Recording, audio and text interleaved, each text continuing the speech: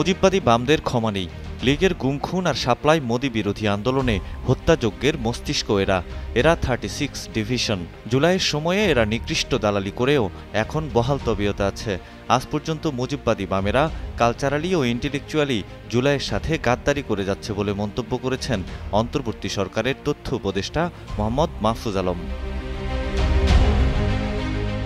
শনিবার দিনগত মধ্যরাতে নিজের ভেরিফাইড ফেসবুক আইডিতে তিনি কথা বলেন। অন্তর্বর্তী সরকারের এই উপদেষ্টা আরও বলেন, মুজিববাদী বামেরা দেশে বসে জুলাইয়ের পক্ষের শক্তির বিরুদ্ধে চক্রান্ত করেই যাচ্ছে। লীগের এ সকল বি টিমও শিগগিরই পরাজিত হবে। অন্য কারো কাঁধে ভর করে লাভ নেই।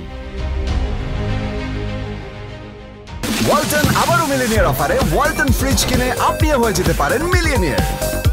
মিলিনিয়ার ছড়াছড়ি দেশ জুড়ে, এটা শুধু ওয়ালটেনই পারে।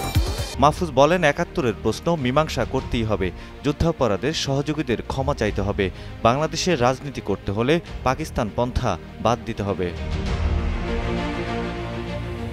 মাহফুজ আরও বলেন, পাকিস্তান এদেশে গণহত্যা চালিয়েছে। পাকিস্তান অফিসিয়ালি ক্ষমা চাইলেও, তদুপরি আবারও ক্ষমা চাইতে রাজি হলেও যুদ্ধাপরাধের সহযোগীরা এখনও ক্ষমা চায়নি। ইনিয়ে বিনিয়ে গণহত্যার পক্ষে বয়ান উৎপাদন বন্ধ করতে হবে। জুলাই শক্তির মধ্যে ঢুকে স্যাবোটাইজ করা বন্ধ করতে হবে। সাফ দিলে আসতে হবে। Desk report, Kaler Kantho.